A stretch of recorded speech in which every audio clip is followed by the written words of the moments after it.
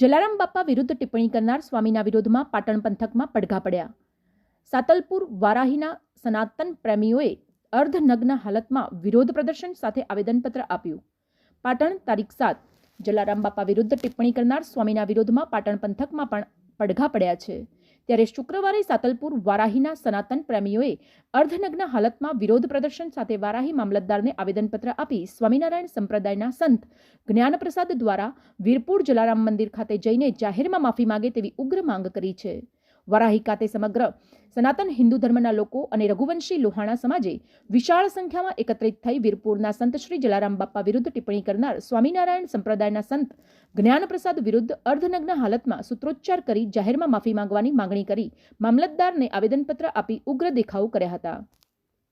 સાતલપુર વારાહી સહિત સમગ્ર વારાહી હિન્દુ સમાજના લોકો અને રઘુવંશી લોહાણા સમાજના લોકોએ બસ સ્ટેન્ડથી રેલી યોજી રામધૂન સાથે મામલતદાર કચેરી ખાતે પહોંચી અર્ધનગ્ન થઈ વિરોધ પ્રદર્શન કરી આવેદનપત્ર આપી વીરપુરના જલારામ ધામમાં જલારામ ભક્તોની ઉપસ્થિતિમાં સ્વામિનારાયણ સંત જ્ઞાનપ્રસાદ માફી માગે તેવી માંગણી કરી હતી.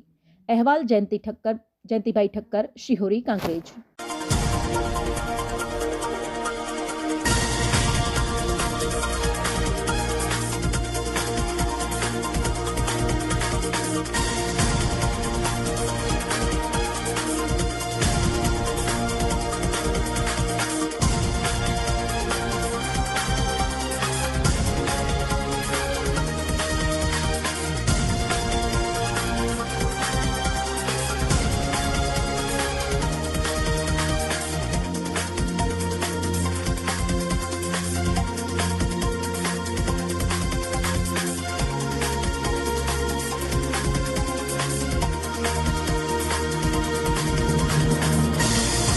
જ્ઞાન પ્રકાશ સ્વામીજીએ બાપા વિરુદ્ધ જે શબ્દો ઉચ્ચાર્યા છે એ ખૂબ નિંદનીય છે અને સંતોએ સારી વાતો કરવી જોઈએ.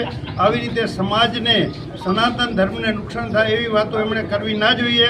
એના માટે વારાહી લઘુવંશી સમાજ તથા સમગ્ર હિન્દુ સમાજ વતી બધાએ આવેદનપત્ર આજે મામલતદાર સાહેબને આપ્યું છે અને સખત શબ્દોમાં બધા વિરોધ કરે છે.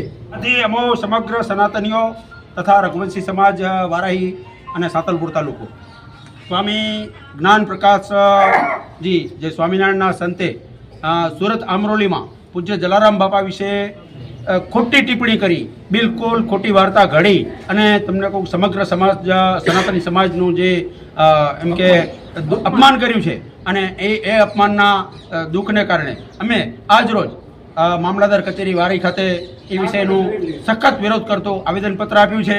અમે એવી માગણી કરીએ છીએ કે આ વત્સલ સ્વામી પૂજ્ય જલારામ બાપાના જગ્યાએ જઈ અને લેખિત અને એના ચરણોમાં નમન કરી અને હૃદયથી માફી માગે તો જ એને માફી મળે, આવી અમે બિલકુલ તીવ્રતાથી માગણી કરીએ છીએ. બોલો જય જલારામ બાપા. દેવચંદભાઈ વારાહી, ગોકલાણી. આજ રોજ અમે વારાહી મામલતદાર ઓફિસે જ્ઞાન પ્રકાશ જે અમારા જલા બાપા માટે જે ટિપ્પણી કરી છે એ સખત શબ્દોમાં આજે વખોડીએ છીએ અને આવા સંતોને, એમના ધર્મના જે ગુરુ હોય એમને આવા લોકોને કાઢી મેળવા જોઈએ. આવી અમારી સખત માગણી છે અને જલારામ વીરપુર જઈ અને લિખિતમાં માફી માગે તો જ અમે માફી આપી શકીએ, નકર આને માફી ના મળે. અને આવા ઘણીવાર અવારનવાર એ લોકો હનુમાનજી વિશે, બીજા વિશે બોલતા હોય એટલે આવું ના બોલે અને હિન્દુ સમાજમાં ખોટા બે ફાંટિયા ના પડે એના માટે અમે ખૂબ દુઃખી છીએ અને જલા બાપાની માફી માગે એ જ અમારી અરજ. અસ્તુ.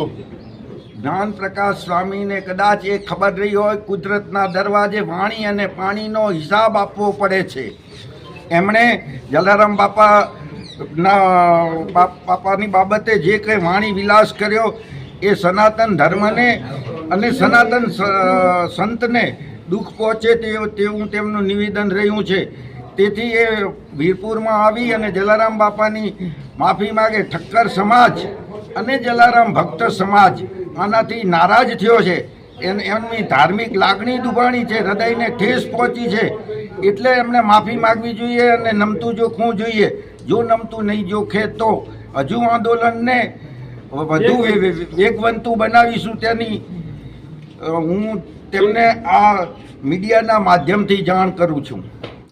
જો જ્ઞાન પ્રકાશજીએ જે જલારામ બાપા વિશે જે ટિપ્પણી કરી છે એના ખરેખર કેસરી લુગડા લજવે એવું કર્યું છે અને એના કેસરી લુગડા કાઢી નાખી અને અમારા ભેગો સંસારમાં આવી જવું પડે આવા વાણી વિલાસ કરે ખરેખર એને ખોટું કર્યું છે.